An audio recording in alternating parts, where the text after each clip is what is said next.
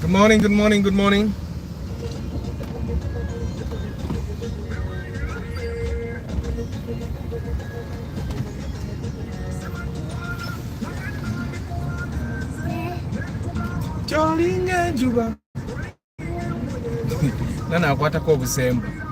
Good morning, Martha. Lucky, good morning. Hanifa, good morning. Oh, today it's ladies only. Mum so baba. Baby girl, do rock with me. Give me my massage, you massage with me. Good morning, people. How are you today? Wycliffe, good morning. Amina, thank you for loving it. The way you love me. Arthur, is pride the same as arrogance? No. No.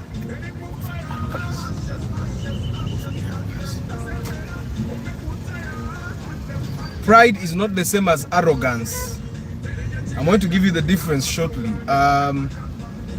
So apparently, pride is one of the 7 deadly sins in Christianity, and pride is the worst of all sins because it leads you to get into all the other 6.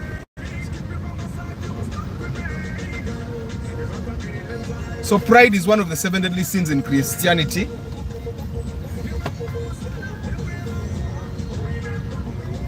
So I happen to think that most of the people that say pride goes before a fall, they actually mean arrogance. Okay? Because a person that is arrogant is not one person that believes that they are superior, they are better, they are greater than all the other people. And yes, we have seen some display of arrogance in this country, right? And we know where it leads. People hate arrogance. People don't hate pride, actually. People don't hate pride. People like pride. People, and I hate some degree of pride in their life. I'm going to try and explore all the 7 deadly sins, and is one thing that everybody needs. We were all raised and we were all told that we should not be proud. We were even told that pride goes before a fall. And I, interpreting the 7 deadly sins, I happen to believe that because apparently, according to the 7 deadly sins, pride leads to all the other sins. And the other sins, okay? The other sins are likely to lead to your downfall. I don't know if you get what I'm saying. Christianity has 7 deadly sins that have been mentioned in a number of literature. Should I go ahead? But we are already late. So apparently there are the 7 deadly sins, and pride is one of them. And pride is the biggest, the worst sin of all of them. I happen to believe that the saying of pride goes before a fall was come to the person whoever came up with that decided that pride came before a fall because pride leads to the other 6 deadly sins. Okay? And then those other sins lead to your downfall. I just wanted you to look at me like that. Yeah. Pride, I believe pride is a good thing, and I believe everyone should be proud. Because we live in a world whereby if you're not proud, okay, that's why when our kids do good stuff, we say, I'm proud of you.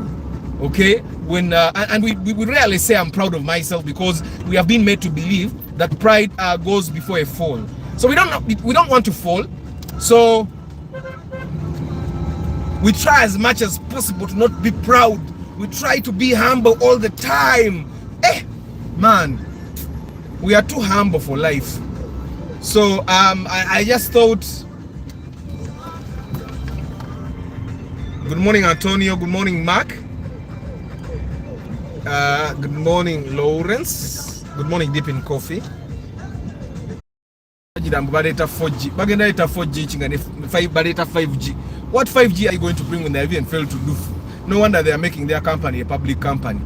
They know their license is expiring soon, so they are selling shares so that they don't have to go anywhere. And every time the network goes up, it takes my people. Not happy with Airtel. We would always have now, that's not a high. This is gonna go down, so don't wait, don't waste, don't wait. Granted, this is what we be handed, even if you don't understand it. Needs a normal comeo. Life goes, and don't you know that life goes? That's also my song. I collabed with the hip hop artist from Canada, Bamwita Belladonna. And it's what you make. You got think about your life. Kuba mwakafana nyinga genze moleba nokola chinga gambi agenda.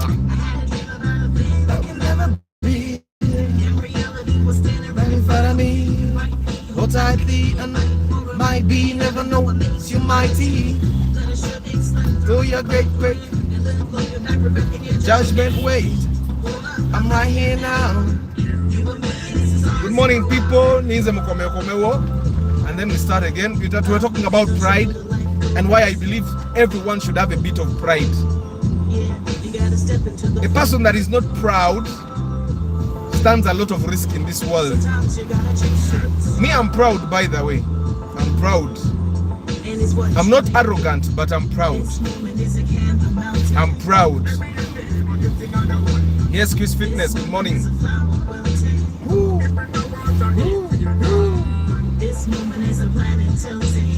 Take heed, you mind.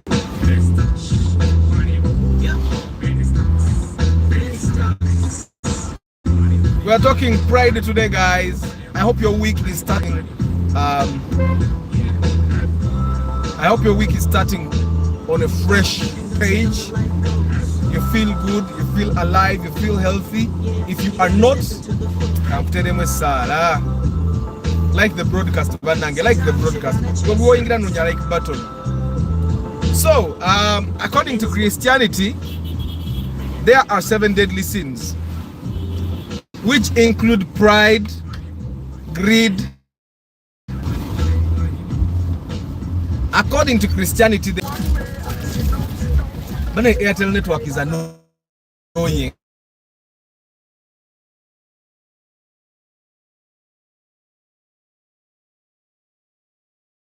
Annoying.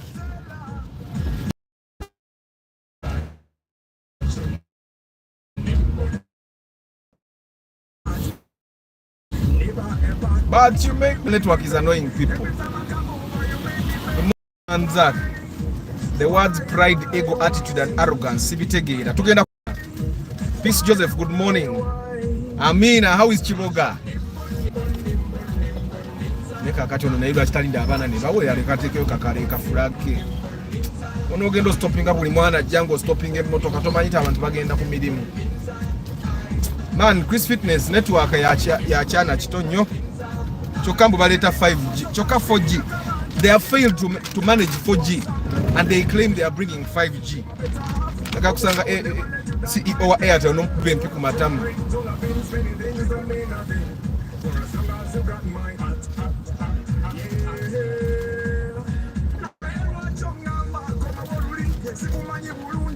Katulabo be stabilizing a network tugende maaso.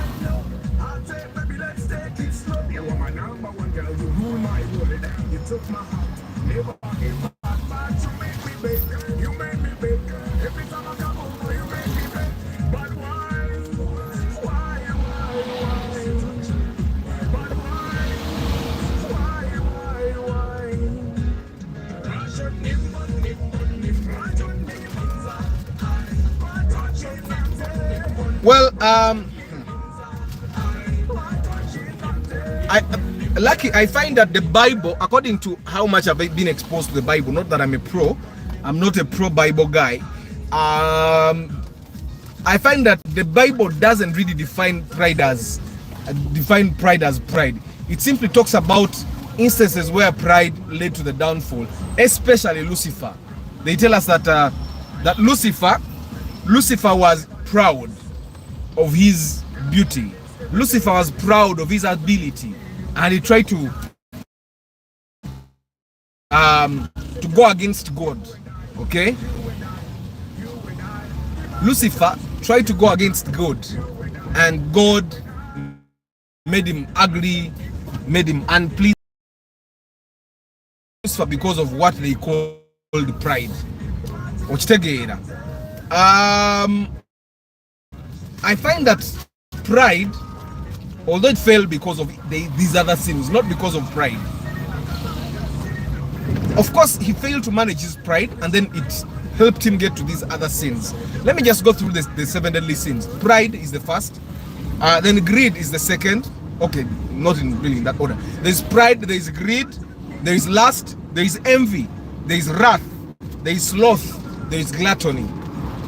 Those are sins. Okay, there is pride, that's number one, which because they say that Madrick, thank you for liking this song. So there's pride. When someone is proud, they have made us believe that when you're proud, you start sinning in the other way. When you're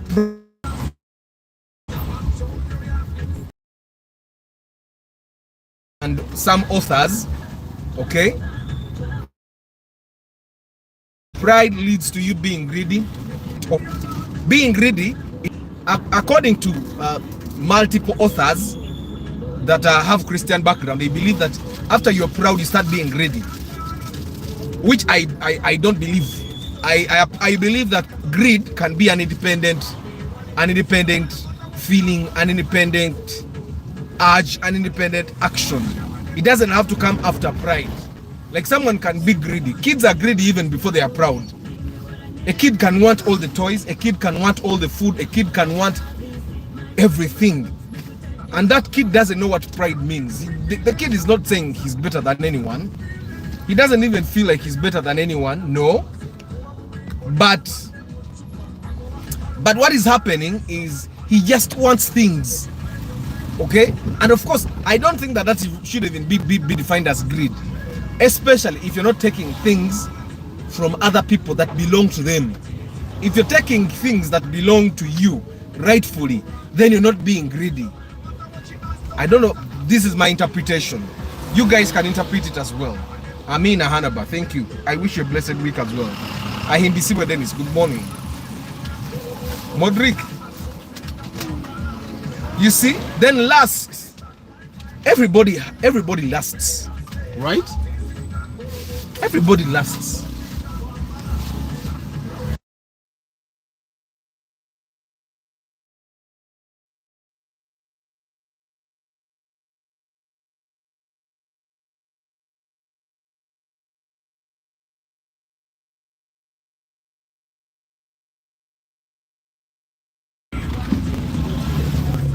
Everybody has lust. It's the lack of control of the lust that leads to problems. You get, everybody has the desire, okay? And although people would decide, you're finding it? You find everybody, I believe that everybody has that feeling of lust, and it doesn't come from pride, by the way. It doesn't come from pride. When someone lusts, they are not lusting because they feel they are better than everyone else. No, they are lusting because they are lusting. You get, and although it's one of the 7 deadly sins, and apparently people believe that lust comes because you're proud, I find that people can lust even when they are not. You guys remember this guy, Charles, the one that goes with SB4. Mumujukire yagamba yari agamba brother SB4, you are a man of all season. You are a man of all season. You remember that guy? That guy has been lusting over women openly on camera, okay? But there is no time that you have ever seen that guy saying that he's better than anyone else. There is nothing in his banange kajamo kali one.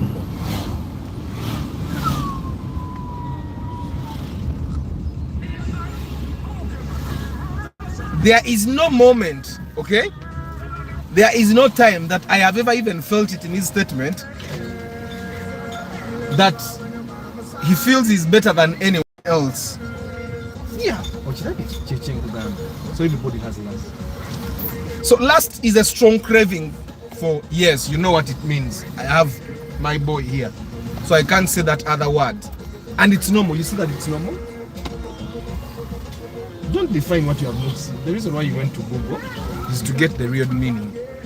So lust, everybody has lust at a certain. It's the lack of control for the lust that makes you move around, lusting after everything and everyone. Chabagama to msaja taisa skirt.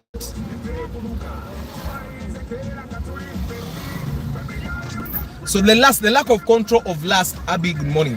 The lack of control for the lust is what, and I believe that lust doesn't come after pride.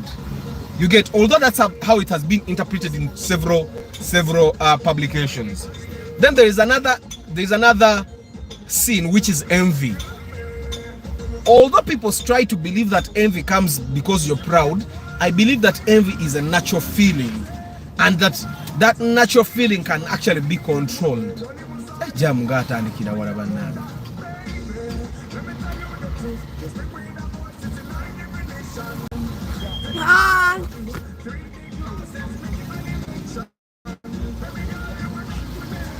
Envy can be an independent feeling, because envy is you feeling like something that someone else has, you deserve it. It doesn't necessarily mean that you're proud. It just means, okay, I think I deserve that. It's just evil for you to think, yes, you deserve it, that someone else doesn't deserve it. It's an evil feeling, but it doesn't actually come out of pride. It comes out of someone feeling that they deserve it, but someone else should not have it if they are to have it. Envy is pure bad, but it doesn't come after pride. Then the other sin is wrath. Wrath is excessive anger. And although several publications try to believe that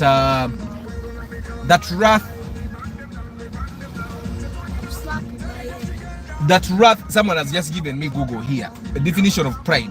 A definition of pride is a feeling of deep pleasure or satisfaction derived from one's own achievements, the achievements of those whom one is closely associated with, or from qualities or possessions that are widely admired. Pride is good. From this definition that comes from a dictionary called the Word Coach, I think, pride is good. But apparently, according to Christianity, pride is evil. Pride is bad. And I don't, according to this definition, pride yemba so made me. Like when you feel accomplished because of something you have achieved, or something that someone close to you has achieved, or something that you have that other people might not necessarily have. You get something you have either worked for, or something mbona no kuchuka na inonya wenchuka wenzira sira bawo. Wenzira walinza, wenzira enonzira mabega. Tuina kuba stuck. So pride, I happen to believe that pride is not a bad thing, and according to the definition, that did not come from me. Which, so then wrath is excessive anger, according to several publications. Wrath, people have wrath or have excessive anger because they think they are better than other people. But let's accept it. What do abantu abanyiza?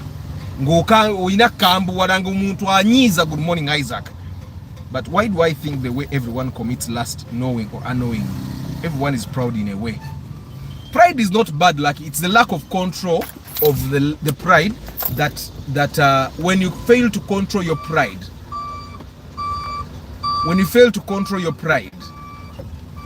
that's where the trouble comes in. That's what I believe though. Okay? Bano mbagala nnyo bana abavuga ebyekigwagwa bana abalowooza fe ababadde mu jjaamu okuva edda tuli basiru. So anyway, the other sin is sloth. And sloth simply means laziness. Like when someone is proud, according to their definition, when someone is proud, they don't feel they need to work because they feel they are better than anyone else. Apparently, the definition of pride according to the Bible is what we call arrogance these days. Okay? When the moment, according to, to several publications, when someone feels like, okay, they are better than everyone else, which they think is pride, then they stop feeling the need to work. They start feeling like they don't need to work. Now I'm gonna jam. They start feeling like they don't need to work. I don't know if you get what I'm saying. They feel like everyone else wants to work. Uganda wa Yesu kanvuga akataka. Kanvuga akataka nga abalala. Bagwe bwosigala mu line mwe musigala awo mwene mutuuka leeti gye mulaga nga bavuza akataka bo batuuse. Katuvuga akataka ekijja. Olaba n'owalawo mu avuza akataka. This is not pride. This is not pride. This is me following the greater good. Okay, the people that don't want to be it. Kata yomoroka zonna ze tuyitako ez'abantu abalowooza nti fe abavuga akataka tuli basiru.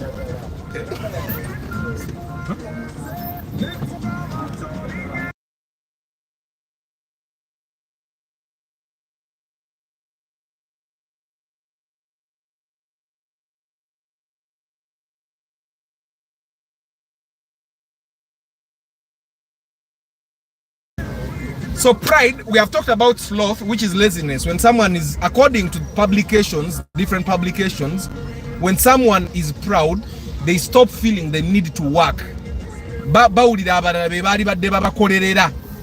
You get what I'm saying? So sloth happens. Then also gluttony happens, which is excessive wanting to eat everything.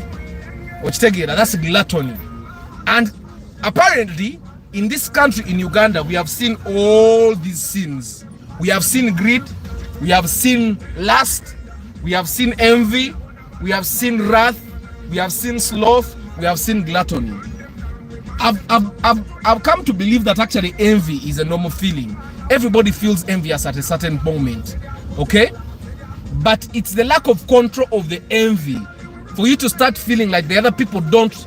Because yes, sometimes we say envy positively, oh, I'm envious of you. I've never really said that because I'm proud. I think why I think proud is good. JK is saying, I think the word pride should be understood contextually in that case. The Bible refers to being conceit, assuming extreme self-importance. But okuja kongo ngamba JK, the Bible has been translated so many times that now it has been misinterpreted.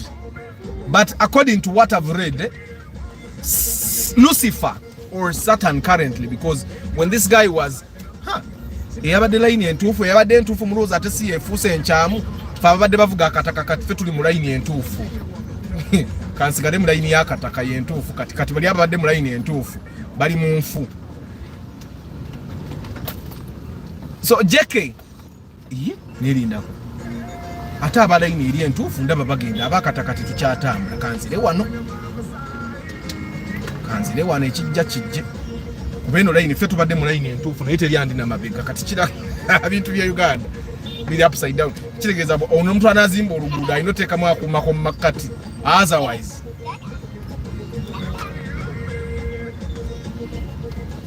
yeah. So we have seen greed in government, we have seen greed in families, we have seen lust. Okay, sometimes lust is hidden until the nudes started coming out, because when nudes are a clear indication of lust, yeah. When people start lusting, then they start doing things like that, sending nudes, asking for nudes and stuff like that. And then wrath, we have seen wrath even on national TV. Someone with excessive anger, sometimes over nothing. We have seen that. It's not proper, but we have seen it. And then we have seen laziness. But I started to believe that laziness doesn't actually come out of pride. No. Laziness is actually independent. When you have the right kind of pride, which I call the right kind of pride, Moses Heath, good morning. When you have the right kind of pride, you actually want to work harder. Like me, I'm proud. but my pride doesn't want me to go down, doesn't want me to kuika VV again. My pride makes me want to work hard. My pride, I find that pride can be used as a positive thing. Area pride goes before a fall. No. I don't believe in that. You should also understand that the Bible was originally written in different languages, Hebrew and Greek, where a meaning of a word may not be fully captured by a single English word. You're very right, JK. But then, JK, my worry is that someone went and did the 7 deadly sins and made pride the leading or the worst of all the 7 sins, which leads to the other sins. Like, how does pride lead to gluttony? Gluttony is like omululu. Gluttony is worse than greed. Like, how do me being proud lead me to want to eat everything?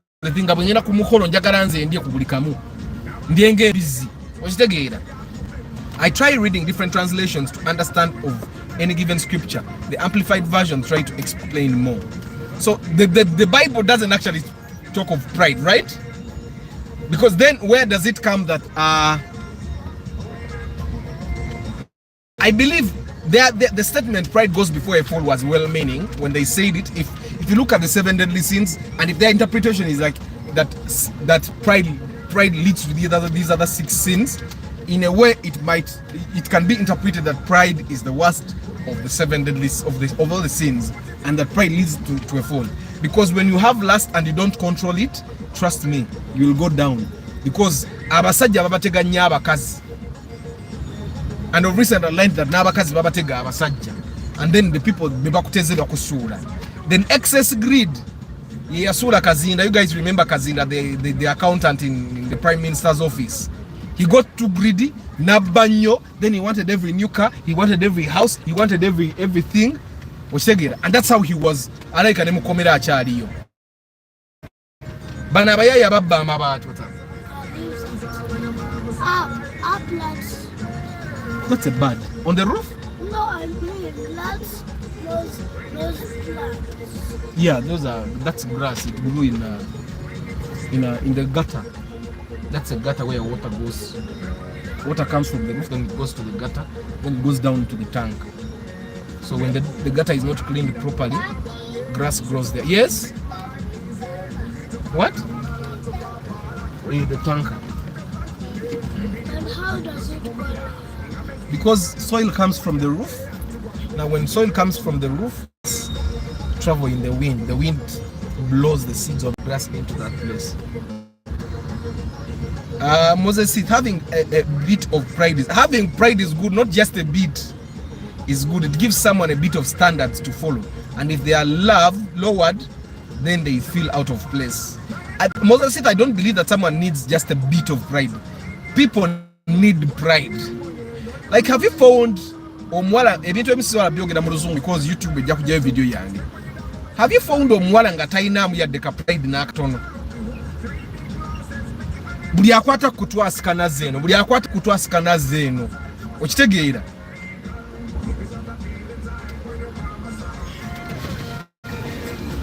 Owai ettaala lyange lya 15 lyoyagala okwasa,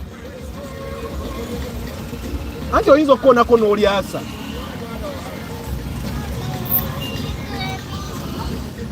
Musajja wa boda akoonerera ettaala lyange, ettaala lya mitwalo 15 lyakoonerera ate tazirina. What about? Was that man about to fall in? No, the man was hitting my lamp behind the reverse, the parking light. He was hitting it with his motorcycle. So guys, I happen to believe that pride is actually a good thing. If it were not for pride, I would not be where I am, I would tell you. Because of pride, I work hard. Because of pride, I try to own everything I need. I try to have access to everything I need. And because of pride, I pay for everything I want. I don't believe that pride leads to greed. I don't believe that pride leads to lust. I don't believe that pride leads to gluttony. I don't believe that pride leads to laziness.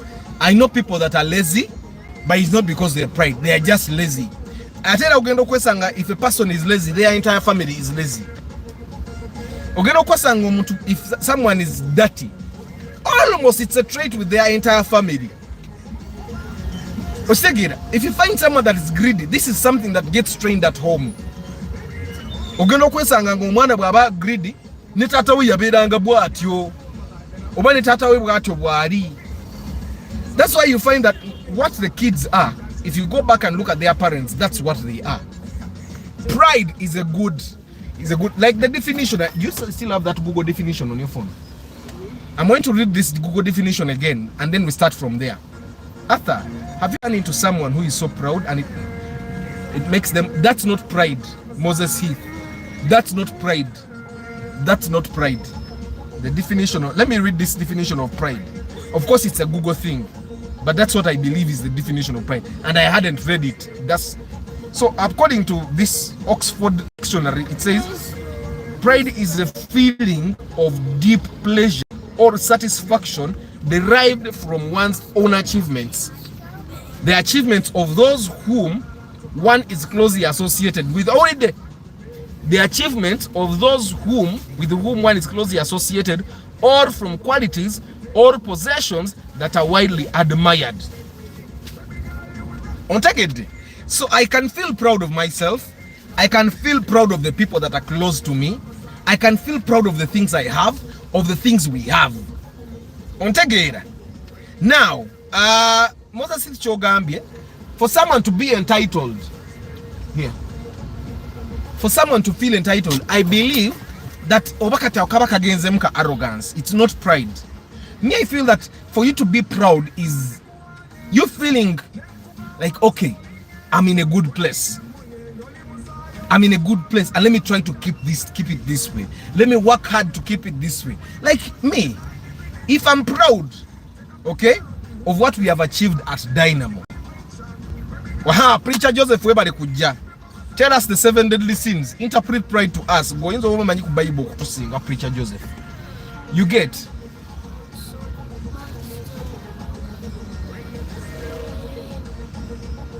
Me, I don't believe that. Like when someone starts feeling entitled, I feel that that's kind of stupidity. It's a bad word. It's a bad word. Stupidity is a bad word, right? I'm just telling these people that it's a bad word. Stupidity is a bad word and you should not use it. Abba, not so. Should not use the word stupid ever.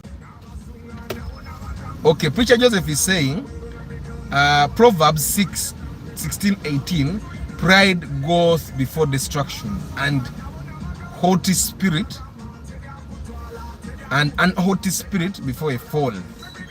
What do you mean haughty spirit? Much in Proverbs. I don't know if Preacher Joseph, when you interpret that verse, it goes back to where the verse came from. What happened for this to be written in Proverbs? Also, who wrote Proverbs? You can say I can Google. Who wrote Proverbs? That's the other thing that we need to understand. Me, I don't believe that pride goes before a fall. Probably, this is another interpretation I can give to this. Probably, if you're proud, you make people above you feel bad, and they will intentionally destroy you. That's another thing. No, there is no stupid pride. There's arrogance. You Google arrogance. Google, because Google has made things easy for us. Google. Me, I can feel important. I can feel important because I'm important. Like, you don't tell the Prime Minister to not feel important. She's important. And this is a time to be important. I believe that when people tell us pride goes before a fall, in a way they crush our ego, okay? They crush our self-belief. They crush our self-esteem. Because pride creates self-esteem. Like if my son was in the field and kicking football and he scored, I would want him to feel proud of that. And let him boast for a few hours. Hey, yeah? No. No. I'm one person that used to be proud, but I studied. There is a Google definition, an attitude of superiority. This is why Arrogance is an attitude of superiority manifested in an overbearing manner or in presumptuous claims of. This is arrogance. Abantu abasinga kye bayita pride is actually arrogance. So I think, Preacher Joseph, that verse should actually be arrogance goes before a fall. Me feeling proud of what I've done should not be mistaken for arrogance. And I think maybe the version of the Bible that is being translated actually talked about arrogance. Arrogance is a feeling of self-importance, feeling that you're better than anyone else. Pride is being proud, is feeling good about what I am, what I've achieved, what I have done, what I can do, what I'm capable of. You get? That's me. I believe that the people that said pride were trying to downplay arrogance while also crushing the people that have a little pride in them. Me, I believe that everyone should have pride. If you have achieved something, feel proud of it. Talk about it. The people that actually, it's the people that are arrogant that feel that proud people are bad people. It's the people that are arrogant that feel that people that are proud should be crushed. Be crushed. Yes. Actually, it's people that have bad manners that feel that a proud person is a bad person. If my son goes and scores a goal and everybody cheers him talking about that goal all day is not bad. Let him, it's an achievement for him. And the people that actually feel good for him will be inspired to also try and score in whichever way they can score. Yes. Also, I kick it. Yes. I kick it. After that, I kicked it. From?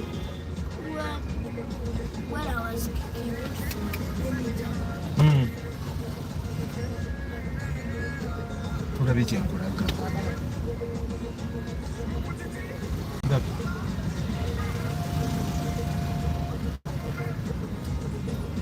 But you know why I'm showing. So I believe everyone should have some pride.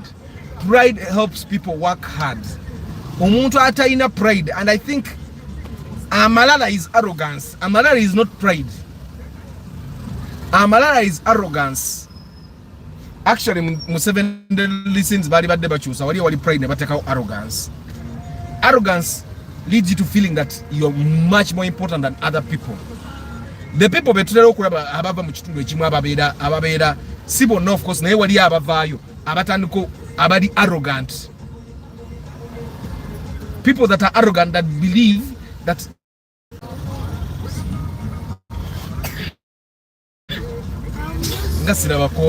you people, what's your definition of pride? There was a question here, ani abadde agamba. These are article I saw to explaining the 5G myth in Uganda. It will never be there. Even to 3G. Attitude, I think, Zach, attitude is state of mind. Attitude towards something. Your state of mind towards something. And then ego. What's ego?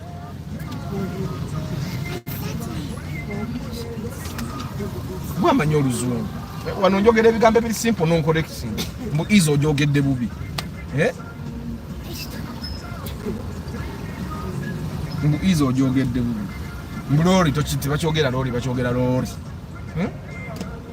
Arrogance, Chairman Zach, may I believe that arrogance is what people call pride majority of the time. Pride is you appreciating who you are, where you are, what you have achieved, and all that. So me, I believe that pride is not actually bad. Pride is a good thing. Me, being proud is believing that you deserve better, good things, and when you start believing that you deserve good things, someone is going to give you those good things. You start working. So apparently, ego is a person's feeling of self-importance. That's ego. When your ego is too elevated, people can't stand it. It's not like a big ego is bad. No, it's just people that don't have enough ego that feel like your ego is too high for them. And some of these things we are being told, you have too much ego. Ego is not bad. Too much ego is not bad. Self-importance, I feel important. It's the people that don't feel important enough that feel offended by me feeling important. I don't know if you guys get what I'm saying. I'm not throwing my weight around. I'm feeling good about myself. However, I tell you what I got. Beto wali ne bagwa wali. Nada baba beto bibawe ko no bizanyu.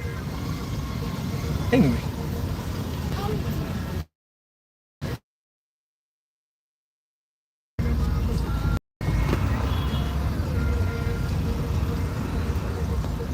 So chairman Zak ndo zatugezeza ko bijira. For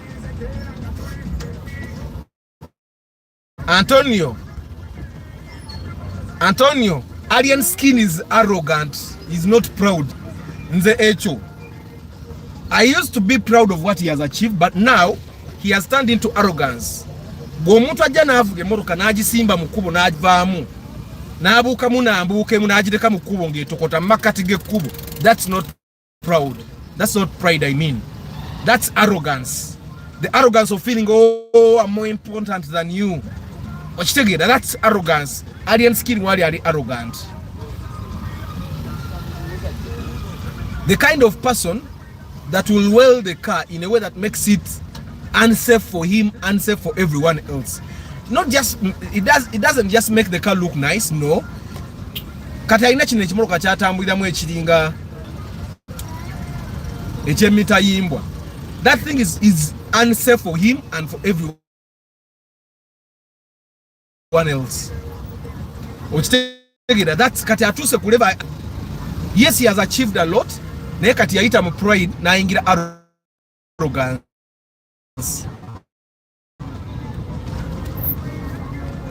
Ochitegera Antonio. He used to be proud, and at the point when he was proud, everyone saw it and they would say he's the new Bobby Wine, he's the new Bobby Wine, he's the new Bobby Wine. Ochitegera, he was proud then. He's just proud of what he has achieved. But that guy has a past pride. He has gotten to the level of arrogance now. Ochitegera, feeling much more important than anyone else.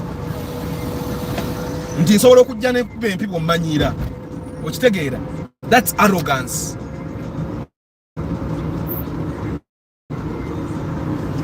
Good morning, Joshua. Good morning, Emma Katunji. Emma, the people that feel like when you start seeing that someone is actually too proud, then that has gotten into arrogance. Because I understand when you're trying to talk about someone feeling so proud, then that means that person has started treating himself like he's much more important than everyone else. That's arrogance. That's not pride. That's not pride. That's arrogance. Feeling like you're much more important than anyone else. Some people confuse arrogance with extreme self-confidence. Yes, that's true. Yes, Chris Fitness. Omuntu abanga tayagala kwogera naawe. Tekitegeeza nti ali arrogant. Tayagala kwogera naawe, muleke. Yato omuntu abanga tayagala kwogera na muntu nga atayinamu awunya akube perfume ennungi. Kiyitirira batandika gayoyo. Okitegeera. I think I used to feel that way sometime. But when someone doesn't want to talk to you, abatayagala. Muleke. And some people have moods. Olumu omuntu tajja kuba n'eki mood swing kye. Kakatako otandika okuwulira nti that guy is arrogant. Naye nga ali mu mood swing. Tayagala. Nange I have those moments when I don't really want to talk to anyone. I'm on my own. I want to be on my own. So Antonio is saying, so he failed to control his pride. Yes. Hey, what are the jam? Huh? Oyo si Kampala. Of course kati bano bali mu kulima kkubo, bali mu kutereza kkubo, so be baleese ka jam.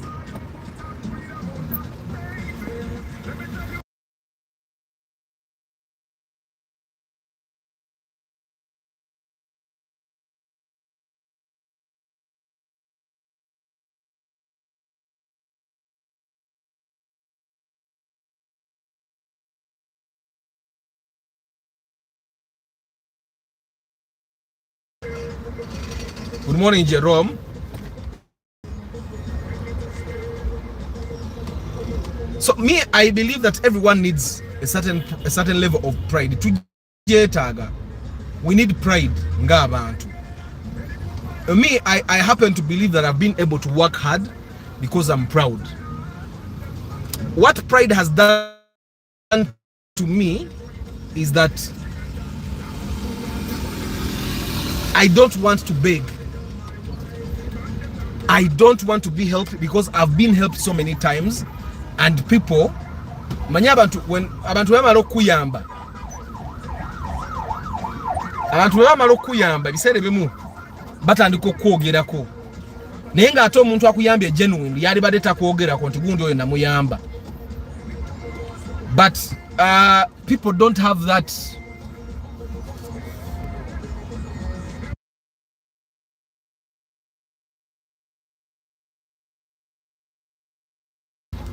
ideally. It should be that when someone helps another, they don't talk about it like ever.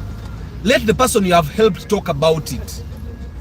Don't talk about it. Siyamba yamba buli wempulira nti nakemebwa okwogerako nti nakuyamba sikuyamba nkuleka n'ogera n'otoba n'ekizibu kyo. Because me, I know how it feels for someone to talk about you when they have helped you. It's not a good feeling. Okitegeera. So because I don't like the feeling of being talked about when I've been helped, I work hard. I try to own everything I need. I try to have money to access everything I need. Okitegeera. I believe the statement of pride goes before a fall. It's because it's very hard to control a person that is proud of themselves, because a person that is proud will work hard, and because they work hard tebajogebwa. Omuntu ali proud tajogebwa.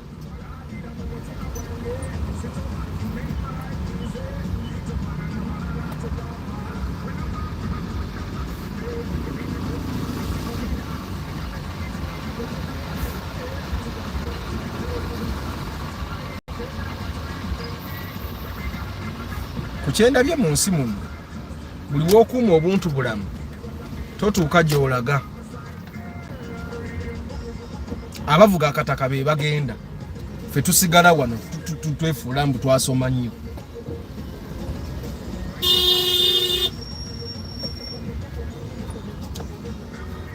Nga nno ne bw'okuba eŋŋombe nga nina omutwe omugumu. Olaba abakataka baabano betuyinga batambula balinga abagambidde aba traffic nti atavuge katakata atambulenga.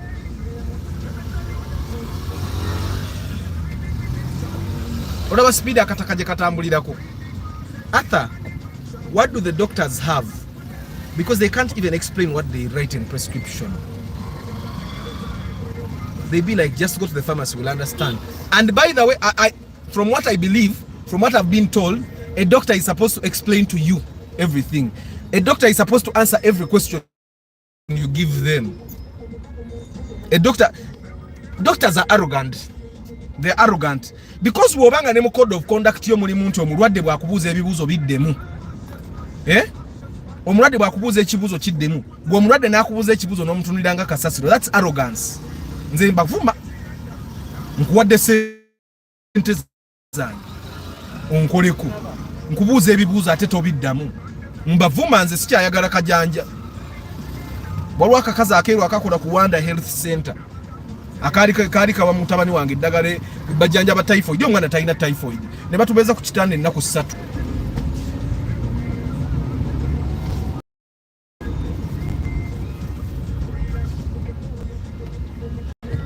Nze kasikyagala muntu azanyira mu sente yange. That's being proud. That I've given you my money, give me the service I'm supposed to get. Doctors are supposed to explain thing to you. Neye ne byalaba nti ye byangu byakutegeera goyinza oba tobitegeera because si byangu byakutegeera. Doctors are supposed to explain. Doctors are arrogant. Ababagaana okunnyonnyola. They are just arrogant.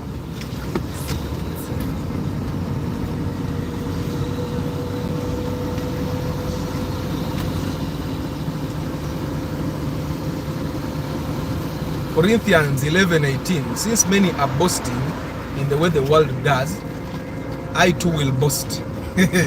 Akati ateno Richard Joseph abyononye. Ya kati engeri ensi gye boasting anange kan boasting. So it's the way of the world. Yeah, I think boasting is actually arrogance. It's not pride. When you start boasting, then you are a little arrogant. Talking about your achievements is not bad. I think it's people that have not achieved what you're talking about that start thinking that, oh no, guy, that. When Aryan Skin talks about how far he's come and what he has achieved, that's him feeling proud of what he has been able to, where he has been able to get. I find that that's not bad. Never atandika okwanduira abantu amalusu because he feels like they are not better than him or okuba tebatuse watuse. Then that's bad. That's arrogance. That's not even pride. That's arrogance. Alien Skin yatuka ku level ya arrogance. Egambo muntu gwe nja kujjawo nja kuba. Oshegira. We have seen it with our leaders. When a leader starts telling you how he will destroy you, onavuga chi leni ziri biri tosola ziba makati. Yes. So you guys start feeling proud. Because feel proud. You have bought yourself a plot of land. Feel proud. Of course now. I got cigar. No. No use motoka yechi. No jano itamugazi. Me, I believe that one of the reasons why we were told that pride goes before a fall is because when you talk about your achievements because you're proud of what you have achieved, some people will try to take it away from you. People that don't have it will try to take that away from you. And that doesn't make you the bad person. I think in a way the Bible is trying to protect you from bad people. It's the bad people that use your pride against you. It's the bad people that you use your pride against you. But ideally, your proudness or your pride should not be taken to be evil.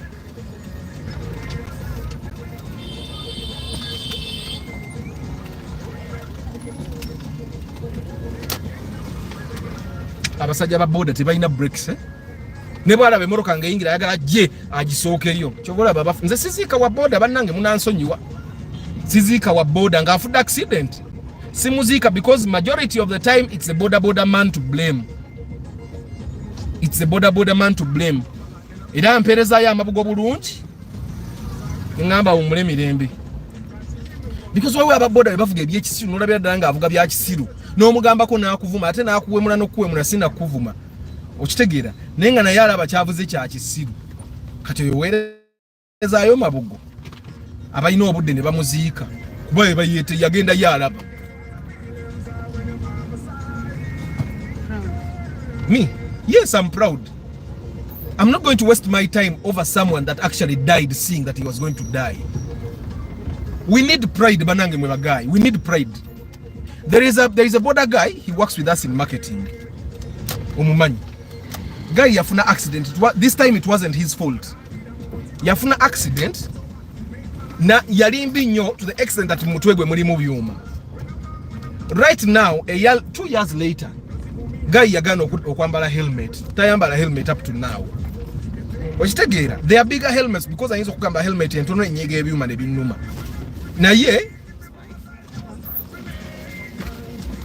Naye tayambala helmet nenene yagano okuzigula.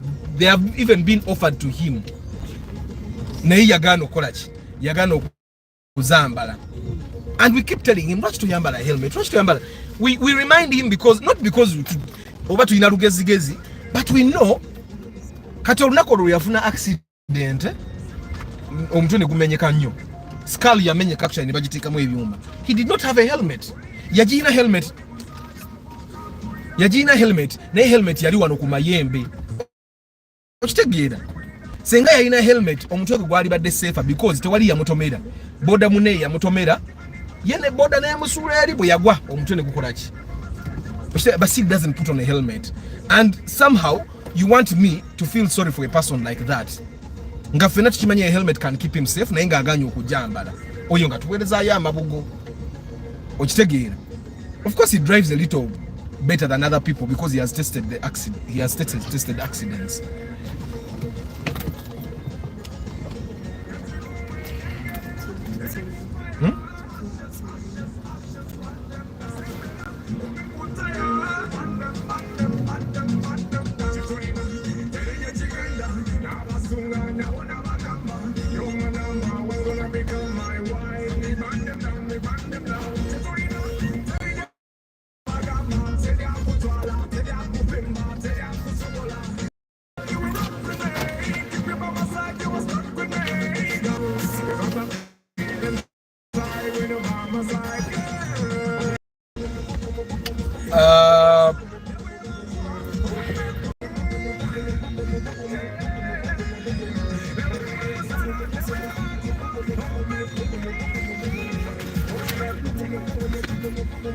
Preacher Joseph is saying, you are right, bad pride is overestimation of what one is, but feeling honored and boasting a little what one has achieved is perfectly alright, because that is pride. Chirichi also said Preacher Joseph is actually arrogance. Chris Fitness is, you are talking about Fagon president, totide bana ba alien skin. Anti katika stabana abantu batandika okulumba abantu abalala olwokuba bakwogeddeko, then your arrogance has actually spread in a bad way. Antonio is saying, but he has never attacked anyone except he won the case amwesonyiwe, but he has never attacked anyone okujjako kwekola bitatu. Antonio, the fact that Chris Fitness agambye abaana bakulumba, he might not attack you directly, but his people attack you. Okitegeera, he's ate yababe buli omu akimanyi nti babe, forget about these things that happen abaana ba Nuupu abatamanyi na mukulembezi wa Nuupu gyabeera abatoyogerangako naye bwe bagamba tomwogerako. That's different. But bano buli omu akimanyi bano baana ba gundi bakulumbye bagenda kukuba kanga Chris Fitness bagambye. That's arrogance speaking. Once your relative joins boda oyo mwesonyiwe cause aba asirimusa. Nze sizika wa boda afudde accident nkimanyi ebiseera ebisinga. Actually ndusa biseera ebisinga. It's their fault. It's their fault. Kati Arthur ekyo kyonnyonnyodde ku alien skin is what the Bible calls pride. That's arrogance, Preacher Joseph. It's not pride. Everybody needs pride. That's why when my sons achieve something, I say, I'm proud of you. I'm very proud of you. Because pride is a good feeling. That you have done something good and yes, I'm celebrating it. That's pride. Nze ndi proud buli kyenkola because I've basically achieved everything from scratch. From scratch. Of course you have the blessings of God, but there are so many people that have the blessings of God that never use them. I'll tell you, my best friend, I can't even say his name. I can't even say his name, but my best friend was super gifted. Super gifted. Stand-up comedy yaita najja. I will tell you that I had a stand-up comedy show in when I was in my first year. Nakozesa tuition wange wa first year, first semester. Nenkola, it was second semester, I think. It was a second semester tuition. Nenkola stand-up comedy show. Okay, I did a stand-up comedy show in Makerere main hall.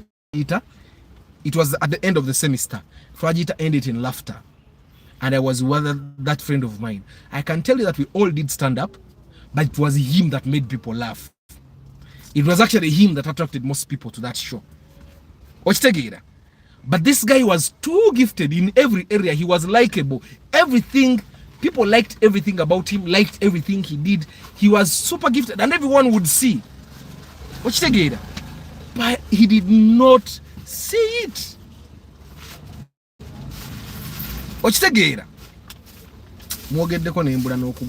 He was super gifted, you guys. Sorry. I know that I am blessed by God. But I'm utilizing the blessings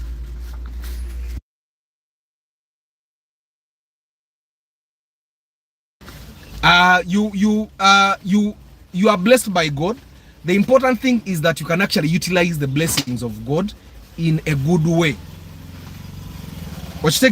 Utilize the blessings of God in a good way. You don't simply become proud.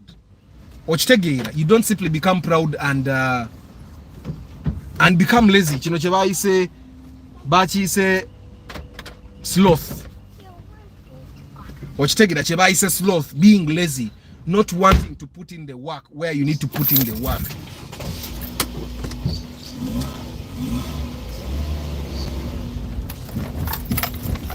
Not wanting to put in the work, the slothiness, the laziness. Ochitegeera.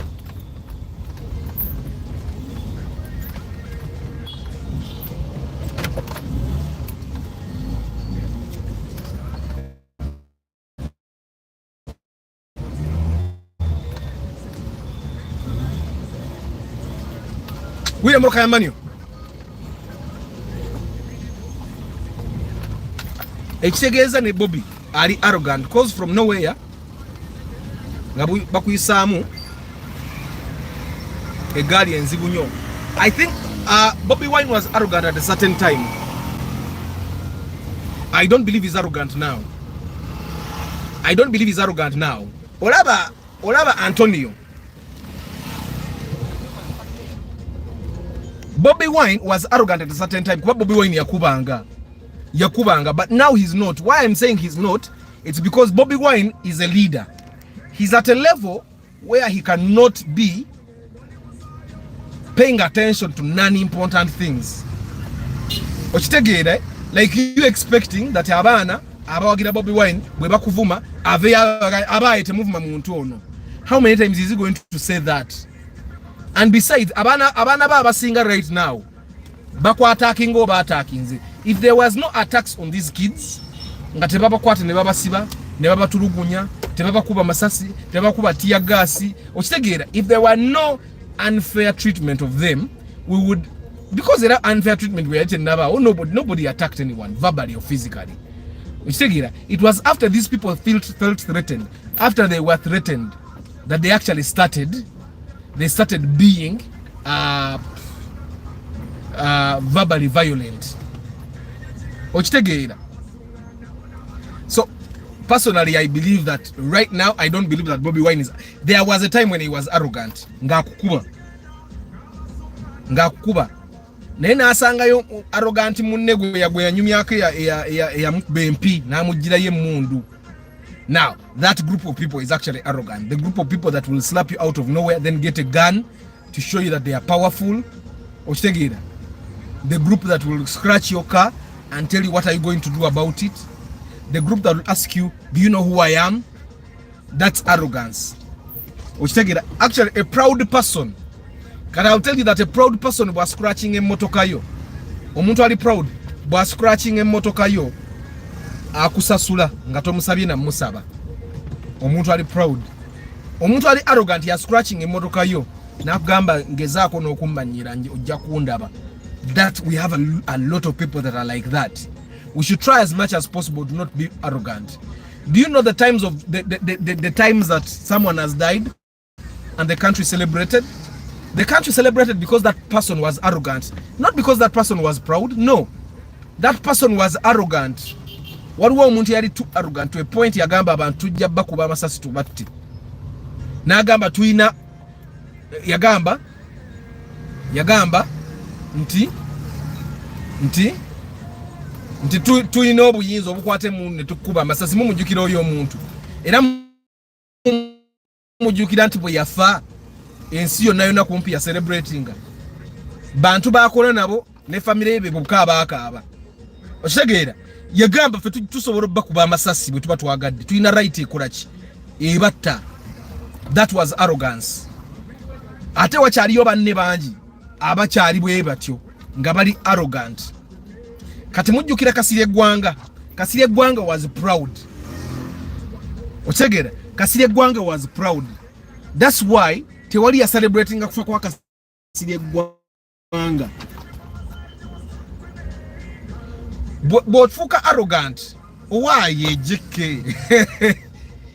oyo guy yali mubi nnyo, yali mubi nnyo ate waliwo banne bangi abali arrogant nga ye nga tebayiga, okitegeera, nga tebayiga. Kati waliwo abagezaako okukozesa PR tactics okulongoosa amannya gaabwe, batandika okusiimula arrogance, batandika okulaga. Omanyi omuntu ateeka kati, in the past it used to be that the person that writes books tells the stories. These days the person that makes movies tells the stories. Kati waliwo batandika okukola firimu nga bagezaako okulongoosa amannya, okitegeera. The Kabonu group bakuba empi. Nze kati mbabeera wala era bwe ndaba gayi nga avuga bubi nga andeetera nga muviira, okitegeera, nze nga muviira because kati tubamanyi. Naye bw'anaafa bajja kucelebrating nti afudde, naye ate aba akusse. Oya kati eyo arrogance gye twogerako.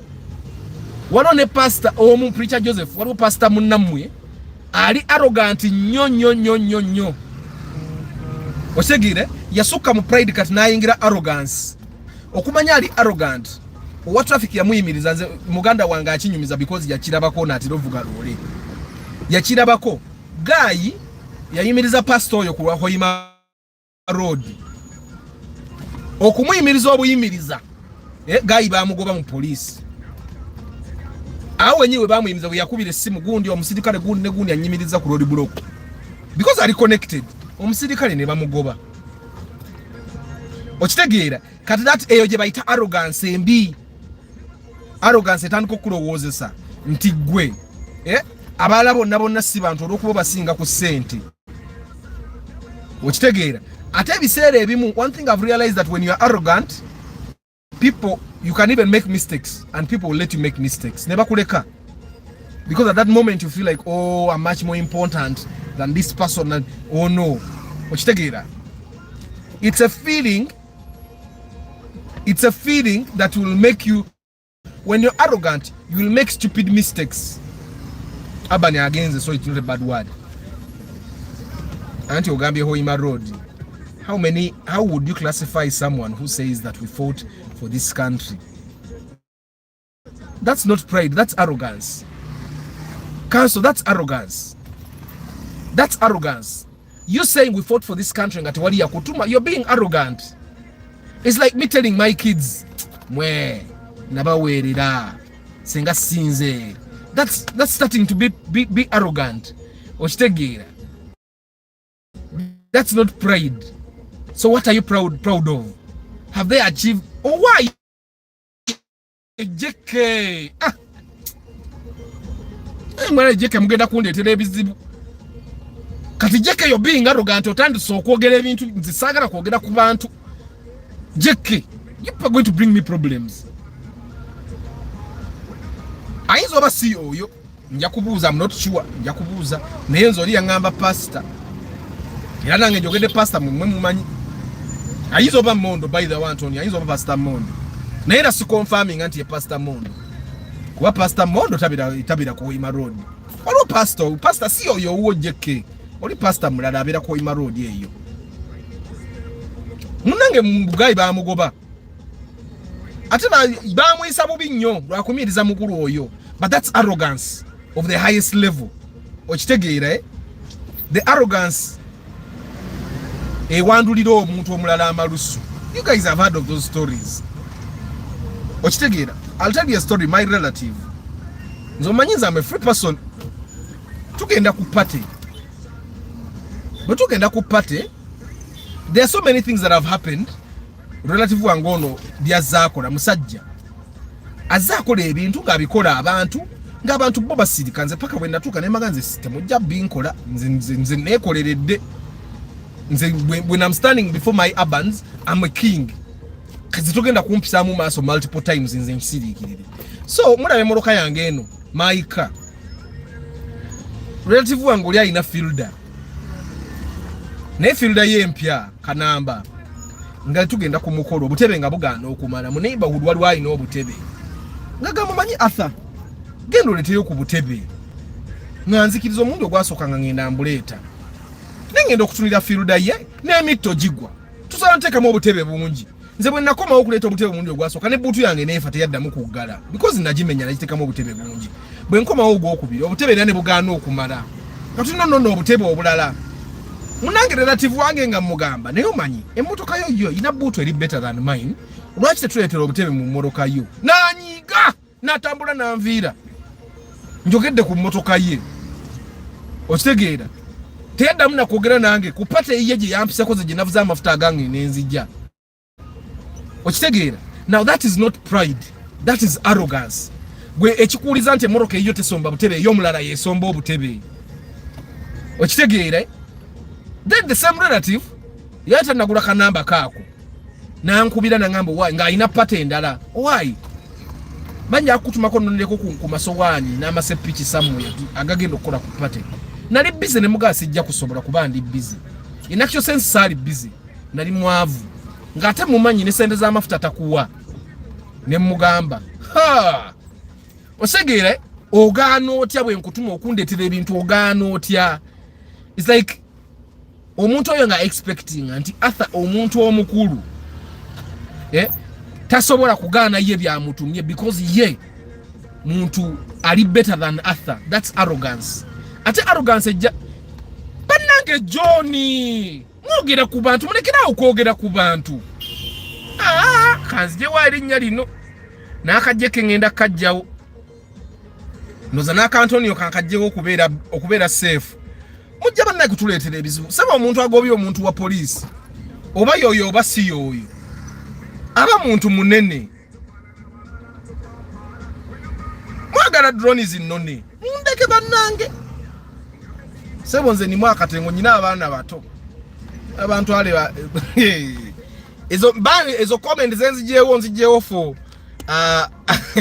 for safety purposes. We don't want people misinterpreting what we do here. Ochegera atenga tugezako ku improving anga abantu. I think it depends on the context in which one says it. I had Mugisha Muntu say it and he went on to say what is happening is not what we fought for. No. JK, when you say what we fought for and we fought for this country. Ochegera, JK, me I believe, sorry you, but I believe at the time when the war was there, everybody fought. Even the person that was hiding under the bed fought. JK, there are emotional fights that we do. Like if we are going through hardships at my home, Gatituina Sente, my kids fight with me. They don't eat the foods they want. They don't get the toys they want. They don't watch the TV channels they want. They take borders. Now, for me to think that I'm fighting alone is pure arrogance. Ochitegeera, the context, omuntu yokugamba nti what we fought for this country, yalibaleta kyogera bwatu. Yandibadde agamba, man, look at what we have achieved since the war we went to. Teyali gambe we fought for this country. Ochitegeera, omuntu agamba we fought for this country, teyali braginze bwatyo. Yali gambye, look at what we have achieved since we went to war. That's a better way to put it. We fought for this country, obanga agamba nti abantu abalabo tebalwana. Ochitegeera. Ate the context this person, because I've had that statement, omuntu agamba Antonio Mundekenze comment ezimu nzijjewo kubeera safe. People watch these videos. You will be surprised if I showed you the analytics of this channel. People watch videos, the analytics obuntu bonna buli waggulu. They are shooting up because people keep watching these videos and they read these comments. So I don't want someone to mistake it, to mistake this channel for a channel that attacks people. Now, JK, I had the statement, Council Patrick Jayogerako, when someone said we fought for this country. The context was that other people don't deserve to talk about the country and what is wrong or what is right. It is them bo abagenda mutane bakwate mundu beba ino right yogerako chovula bandese example yogamba nti when for example we are broke in my home and we don't have money and we are going through hard times, I'm saying even my kids are fighting with me because they understand. Like there are times when and I'm trying to teach my kids this, even when I can afford the things they want, I don't give them to them because we can't afford. I'm trying to teach them that sometimes you don't get what you want. Like they will ask me for ice cream, which take it, and I'll tell them no, I don't have money. We cannot buy. I'll buy when I have money, when I make some more money. For them to understand, and then they are with me in the fight. The fact that Aban can understand that there is no ice cream, there is no money, so we can't buy ice cream. He's fighting with me. Wali nange kati gwe alowooza nti gwe anoonya sente gwe alwana. Aban did not ask to be in this family. Aban did not send me to give birth to him. Okitegeera teyantumako era bwe saali muzadde Aban teyaliwulidde bubi. So he's fighting with me. There are so many people that did not decide to go to war. There are people that were comfortable. There are people that were comfortable with Amin and Obote. So all those wars that happened, there are people that were comfortable with Kabaka Mwanga. There are people that were comfortable with Kabarega. So anybody that comes to fight a leader that is on, I think it's arrogant for you to believe that you're fighting for those other people. There are people that are comfortable. I'll tell you, my grandmother is comfortable. My grandmother is comfortable. Her daughters are not. Her son is comfortable. So katinze,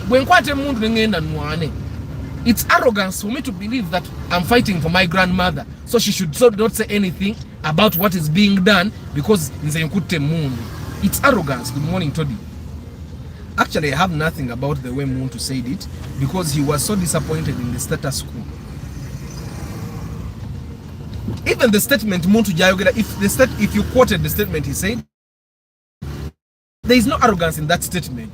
It's him complaining that, you know what, we fought because we wanted other things to happen, and the things we fought are the things that are happening. His statement is clear. Good morning, Access News. Good morning, Vic Exclusive.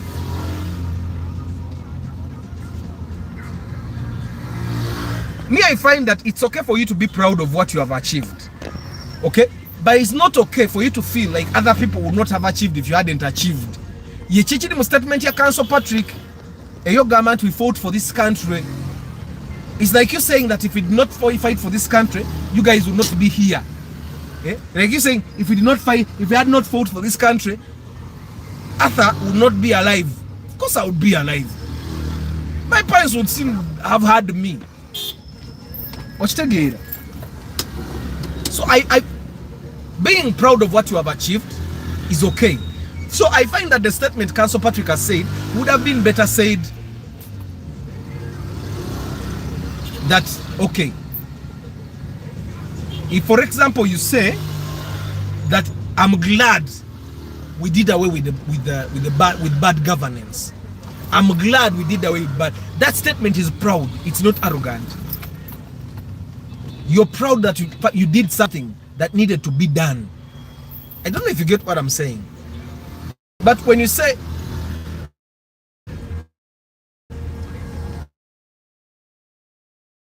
drone is and then the drone is an act of arrogance. The drone is an act of arrogance. Good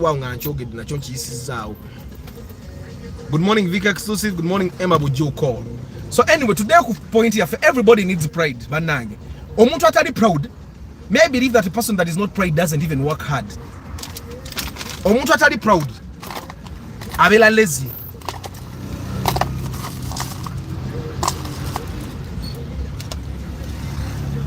Omuntu atali proud. Abatala bansonga lwaki akola. Okitegeera. Omuntu ali proud. Akola nnyo to make sure that they don't go back below. Tagwa taika vivi. Like when I was still at UMI doing marketing, I went to class with this gentleman. He was an executive in one of the banks, doing well for himself. And one of the things he told me was that, of course, Ngabo Yogera na ye Kulaga, he's where he is because of the connections his pops had. You know, Okumanyanga, the arrogance is too much. There is a group of people that are too arrogant that some people are even scared of associating with them.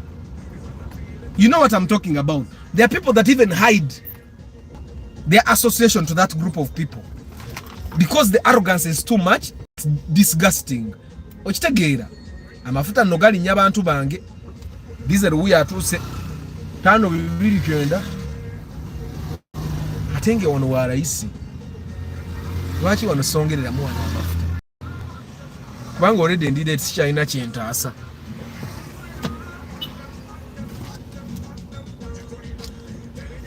Doing away with bad governance doesn't apply in our case.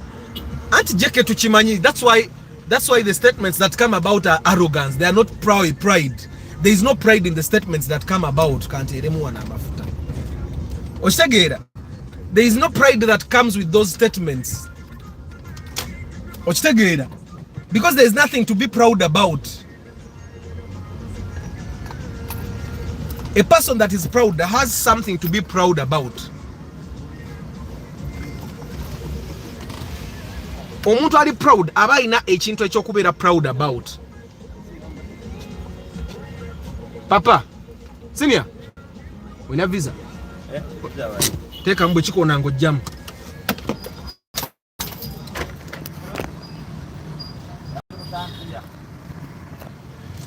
Kasita kikoona bwe kiti. JK, I believe this, I think when you have nothing to be, yes. Bwe kikoona ng'ojjamu, when it knocks, ng'ojjamu. Okay. You put. You add it.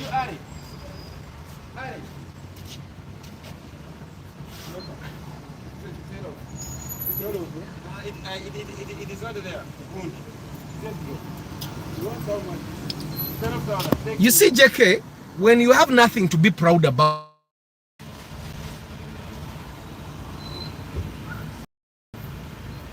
network evuddeko bagijjeko. Exactly. There are people who are comfortable. Like me, I was comfortable with Kabaka Mwanga. So those who choose to fight, they are doing it based on their own goals. Chitufu.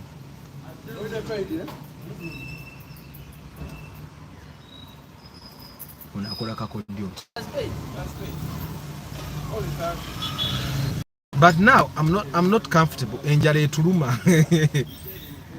Nga ochoge that being proud of. Na vipawa wachi. Vipawa is vipawa kono nabononyi. Vipawa is vipawa taina makulu. Era nchogera wano vipawa taina makulu nze nanywako vipawa. Mileage yasigala, actually mileage yesala n'okwesala kuya fuel save.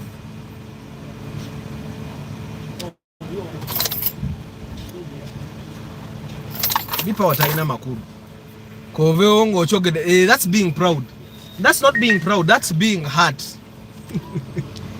Like if for example, if my kids talk about something that I've not really done very well, and too much, hey, Papa, why? You let the machine go. You put it in and let it go. That's when you put excess fuel, it will spoil my engine. Put it deep. Hey, Jamu, remove. Now remove. Banabantu ba mafuta. Omulaba tank eno bwejjula. Nozo eri ekona. Okitegeera. Awo abayina okugiramu. Ne kati bakola atekayo ekyuma n'akiteekayo nga takimaliddeeyo. Asobola okuguza amafuta amangi.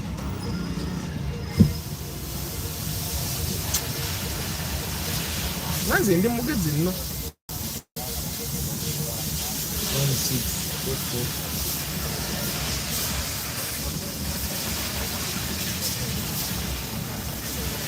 Soko veyo ndabe 164401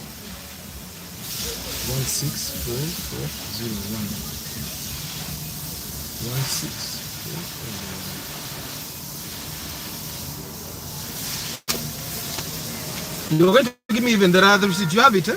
Yeah? You have the other receipt that you print from your machine. Yeah. You give it to me also.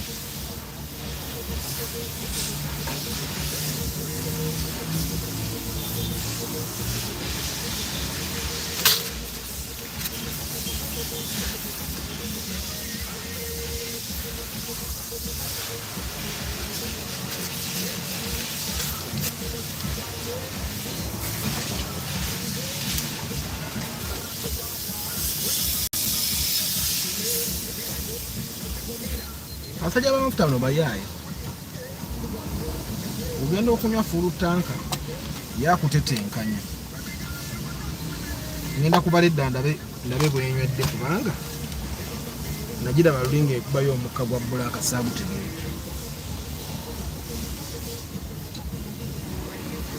That is very bad. He's worse than some non-believers. 4, 3, 1. Kali, thank you.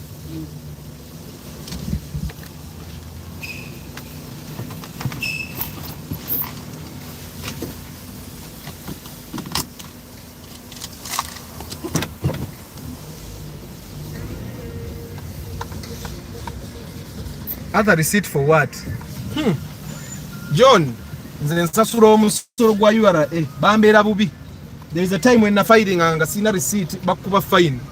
Atoba, if you have a landlord nga talina tin number, you don't add rent to your expenses. There is a time I used to rent a place nga nsasula million emu buli mwezi. Kati we filed returns and the landlord refused to give us his tin number. I'm telling you, URA called me, ne bangamba ezo sente zo nogenda zisasula, because it was 12 million in total for that year. So ne bangamba ezo 12 million fete tuzibara kubate tulina tin ya landlord. Kati tugenda okukola ezo 12 million fete tugenda barako 30% income tax. Do you know what that means? So that's how URA is unfair, because ne receipts za landlord ze yampa nalinzi balaze okitegeera. So these days ekintu kyotalinako, like especially those big expenses, landlord wa batakuwadde tin number olina okufuba okulaba nga olina expense engeri gyozigatte walala, otherwise you are ojajirya. But me, I file and I pay taxes every year. It's one of the things that I've decided to do as a Ugandan. I will make my share of contribution so that no one can actually come and say Arthur tosas. Of course there are years that we make huge losses, newesanga tosula kusasula musolo, but and the living expenses are also high okitegeera. So kati atefe ba entrepreneur kibi nnyo, ogenda okwesanga nga most of the time omusolo ositula guno because everyone pays tax in Uganda. By the way, we pay indirect tax. Kati ku mafuta genva okunywa nsasuddeko omusolo, mu supermarket nsasula, buli wamu nsasula omusolo. Era bwe nsanga omuntu agamba abantu nti bote basasula musolo abatamanyi kyayogera. The pastor nenga pastor yakikola era omuyaye, but it's a very bad thing, by the way, preacher. Nenga yakikola kati omuntu asobola okukola ekintu ekyo, ogobya omuntu olokola omulimu gwe. Bw'ogobya omuntu olokola omulimu gwe, kati olowooza lwaki gwe takukolako. Kyobola ngambye temubaako gwe mwogera kuba temumumanyi, nange simumanyi. Nze nange story nagiwulira kuwulira. Naye nga pride is not a bad thing. Me, I will tell you that it's because of pride that I bought my first car. A story njibagambye emirundi mingi. When I had just started Dynamo, tried to performing a Masomero primary. And this time our first big show was at Taiba International School, the primary section. So we were going to perform a play, and my team that time wasn't that big. Twali tuja mukamoro ka katono mu RAV4. So one of my actors had a RAV4. And we were late. The performance was supposed to start at 2 p.m. and to have a class because we were campus students first year. Tuva mu class at midday. Yaita somye nemukubena ngamba jangu nsange wano. So yaine motoka. So as you can Mosanga, I had speakers at my place, ewange nali mbeera kyebande ebiseera ebyo, and we needed to go pick the speakers from there. And we needed to pick the speakers, and then we go to Taiba. So ne Mosanga nga ali ku simu ne mukazi we. At that time nali sinayiga ndoza nakuvuga mmoroka. Nali manyi naye nali sinagula mmoroka. So he was talking on phone with his woman, his girlfriend at the time. Ne mugamba waaye nga tulire eti. Nangamba Arthur nja kugoba mu mmotoka yange. Yali agiyita motoka. Nja kugoba mu mmotoka yange. Ono mukazi wange njogera naye. Okitegeera, that infuriated me too much. I decided I was going to buy a car the next semester. Next semester naina chibina yange UAB 155 jenga ya. From that time sibanga kaunga sina motoka. that feeling of sagala kumpisamu maso. I don't know if you get what I'm saying. Sagala kumpisamu maso. I'm proud to that extent that I will work so hard to make sure that sidamu kuyisibwamu maso. I don't know if you get what I'm saying. Poya mpisamu nya maso.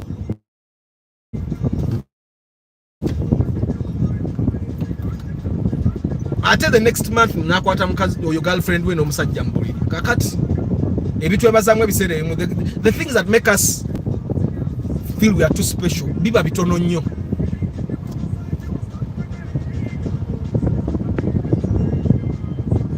So but eventually we got to the show netukola. He wanted me to give him half of the money we made. Ata busende baba nze nkubira show ya fair soko kube ya amanyi twafune emitwalo 19 zali nyingi. Because all the shows we were doing before twakula emitwalo mukaga musanvu kati gwe weewunye tugenda kutaiba efune emitwalo 19 netumwaka amafuta geena mu 210 gaali mangi emitwalo 4 nige twateka mu motoka ye kyokka n'agamba mu nnyongere ssente nze mbavuze mu motoka yange. Nengamba ngenda kugula emmotoka. From that time nyine emmotoka era nakyo balambagamba nze ati sinja vuga ekiyenje nga kikongojja. Sijja va mu motoka.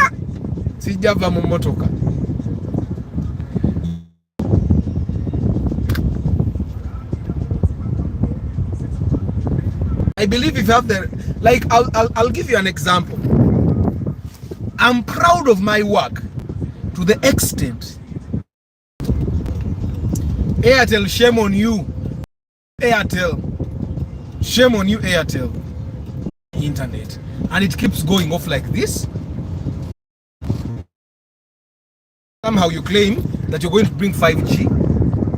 Anyway, ate buli network brevake etwala abantu bange. I was about to tell you guys, pride will give you the right kind of energy when you know how to utilize it. If you know how to grab the positive things that pride can give you, and you don't reap arrogance. Because if you handle pride poorly, you will reap arrogance.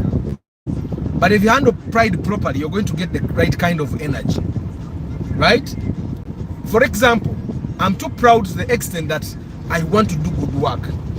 I don't want to ever hear anyone saying, oh, you atha ebintu byakola nedda.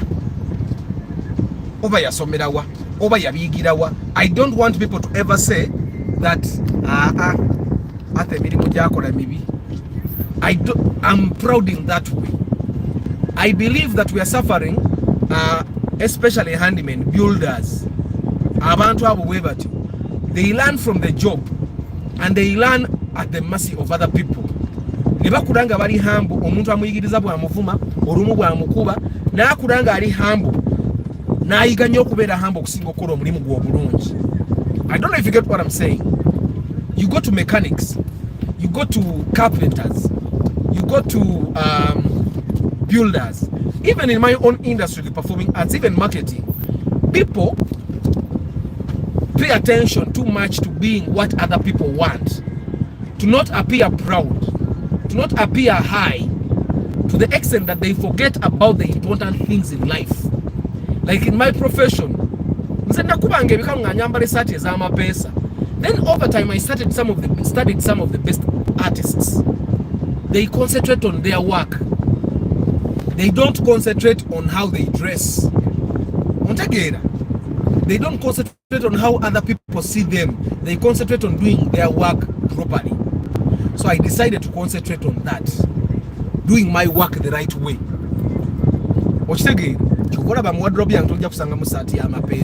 I'm uncomfortable with them. I love t-shirts. I decided I'm going to concentrate on what I do best, and I'll try as much as possible all the time to do it better. Of course, I'll put on a suit randomly when I need to really put it on, when I really need to put it on. But I'm not just going to put it on to make a first impression. I'll let my work impress. So if you like the people that built my house, they concentrated on talking to me nicely. And this happens so many times.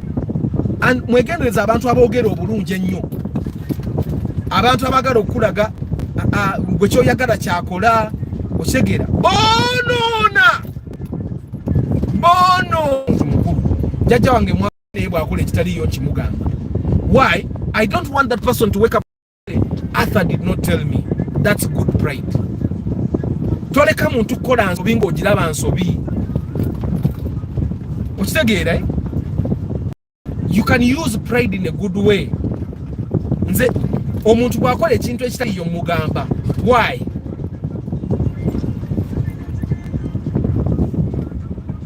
Salmin, good morning.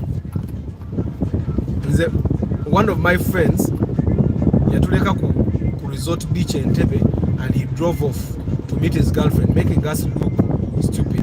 But I revenged when I had my super custom. Nemuleke jinja with this.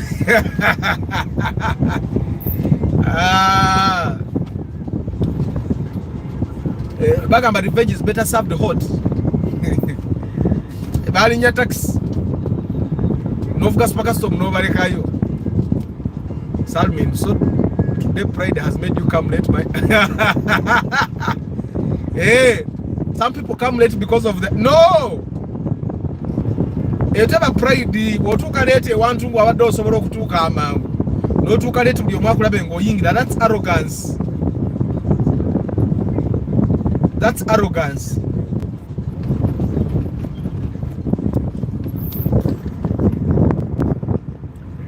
And you miss for today's topic has been for sure Amina Antonio. So but new people, I believe everyone should be proud. Be proud of your achievements. Be proud of the person you are. Be proud of the things you have other people that other people don't have. And mark you, it did not happen by accident that God gave you that. Better proud. Me, I'm proud of my car. So many people don't have it. Some of you have even tried to buy it and I've refused. I've refused to sell it. So why wouldn't I be proud? I'm proud of this car because it takes me places. Of course, my mechanic and they make your experience with your car bad. But the thing I'm going to try and experiment with, njagala gula engine ebeera mu sienta. Njagala gula engine ebeera mu sienta eyempya. Kuba engine ensanyusa esirika nnyo. Njagala gigula ngisemu ene mmoroka. Then the other thing I want to try is also putting CVT in a car that has automatic. Njifule CVT njiteka mu engine ine gear ya CVT ebigenda ku CVT. Then ndabe bwekola just for experimenting.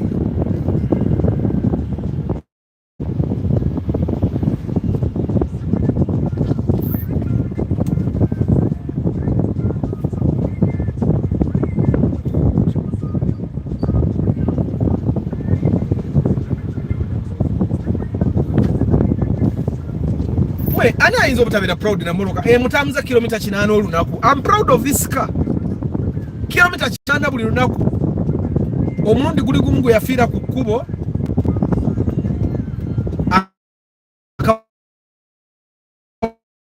oya kakutukoma mpo naye nga tosobola kukamanya bw'oba tobimanyi. Actually n'omuvuga wa wiring gwe nayita yasooka ne yeefulukuta n'alabaga buli kimu kichekinga out. Luvannyuma nnyo n'agenda wali mu maaso. Kawaya no ka earthing. It's an earthing wire. Yali ekutuse. Era olwagiyunga bwate moroka neekuba kimu. I was on the road for like an hour. Actually we yazikira nalina mu SC. Nezikira mu bitanywera. Teze yo bubu. Akanege ne kabuka yake bayita ka cross. Simanyi nange lwaki bakamba bakandi kabaka ita ekintu. Edda kyambeera nga kisibuko kyoge. And now because it's for the love of cars, kogera. Kali awo ka cross kaba ka buntu busatu. How many miles are in 80 kilometers? There's about 70, I think. About 70 miles. Because a mile is bigger than a kilometer. About 70. Actually, I do more than 80 kilometers sometimes. And the car still revs. And like now, I'm in SC. Ochitegera. Kati emoroka nga lwaki tobeera proud. Chovola baneeronda nnyo kati omuntu ng'ayagala okunguza emmoroka. Neerondera ddala. Nenga akaseera kagenda tuka njibaguze. Sagala mweraliikire. Ngenda tuka njibaguze ate nja jibaguza na rais. Nja kuvayo mu 10 mu mpenga 16.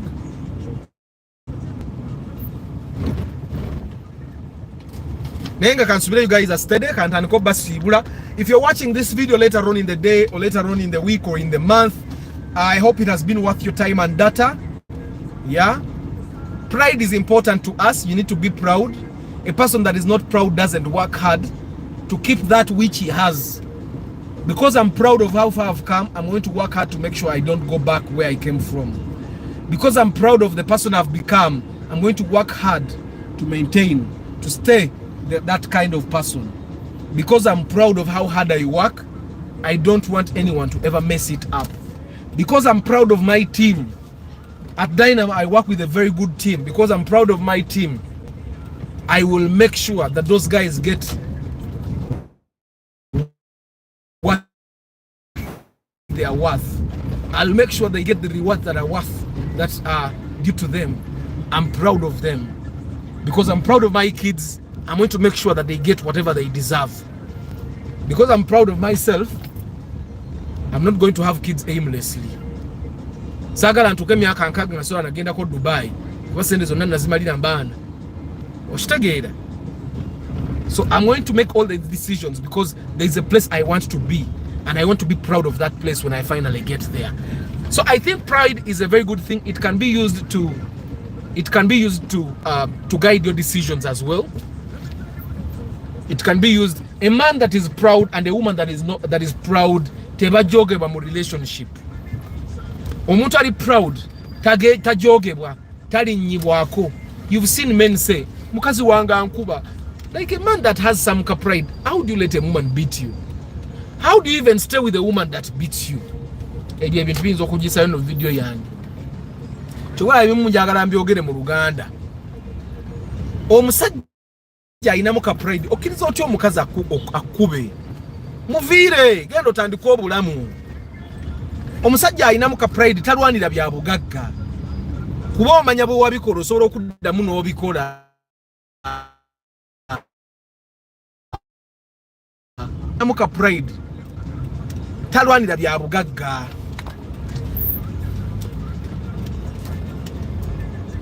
Umwe omwana wa boda abadde avuga wanu kyokanga jadduka ekyo nga bakitomera nga mutandika okugenda mwenna muve ku mirimu gyammwe nga yavuze wanuwe ate nga yagivuze bubi.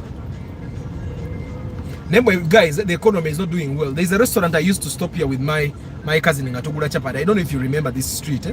Walinga restaurant. They used to make very good food. Esa wende duka kalu. Bavuddemu.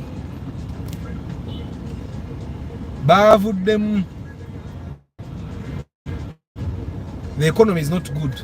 Ewebi okulya bwalemererwa kalata aba stationary simanche baliko. Because the guys of stationary make money like 2 weeks. 2 weeks every time. That's when they make good money. These other times babera mu kubeerawo bubeezi.